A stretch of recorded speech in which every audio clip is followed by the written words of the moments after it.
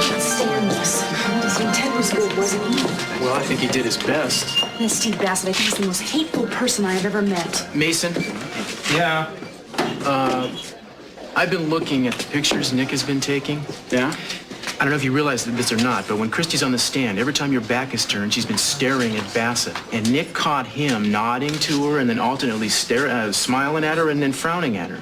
Well, do you think he could be prompting her? In my opinion, that's what it looks like. What does that mean? Well, it could mean that Bassett is in on her lie. Exactly, boy. If we could just prove that. Well, wait a second. You mean he knows that Ted is not lying and he's still prosecuting him? What do you think, Counselor?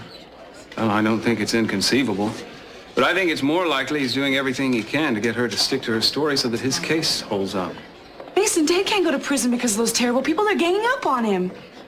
Doing everything I can, Eden. I know that. I do. And there's a lot of pressure on you.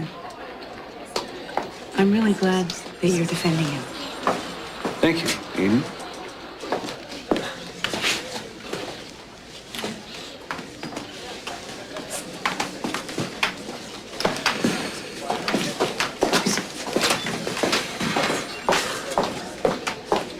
Mason, do you have a moment for me now?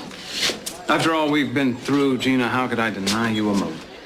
I don't understand your attitude, and I don't much like it either. We should stick together. Oh, I don't have an attitude, Gina. All I have is a sick knot in the pit of my stomach. Mason, you were brilliant in there. You'll get Ted off. I know you will. From your words to the jury's ears, thank you for your kind words of support. Do you have any kind of scheme for us to salvage something out of this disaster? As a matter of fact, I have a couple. How did you know? Well, I didn't know. I just assumed you would. You always do. Well, tell me about it. Maybe I can help. No, I'm afraid not. But tell me, Mason. No, I don't want to involve you in it, Gina. I don't even want to tell you about it. Oh, why not? Because just knowing about it could get you into trouble. Well, how about the trouble you can get into? Well, the expression, I have nothing to lose, could have been freshly coined today just for me. I'm just so curious about what it could be. I'll tell you this. It's going to hit Dad even harder than finding the two of us together. Will it change anything for us? Well, one never knows how these things reverberate. But if I were you, I'd steer clear of the atrium tonight because it may not be very pretty. I'm going to rob my loving father of his grandest illusion.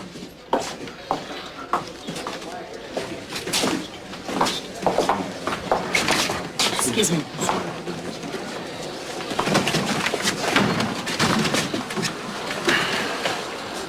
See, Mason always has to have the final say, the final blow, even though it's his fault. And I think he's planning to do something that's going to harm you, and I think it's going to be drastic. I'm afraid you're right. All right, then I think you should stop it right away. Talk to him, Cece, before it goes too far. Confront him. No, I don't want to say anything to him until the trial is over. I don't want to take a chance on jeopardizing Ted's defense. You're right. The court will now reconvene. All of you come in and please be seated. Sophia.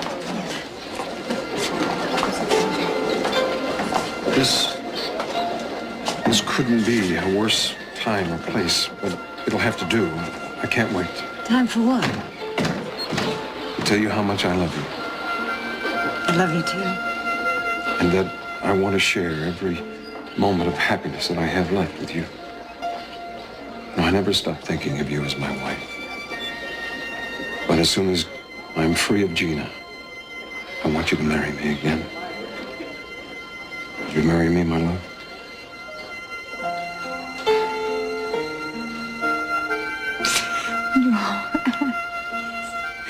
Yes, of course. Oh, of course I'll marry. Of course I will.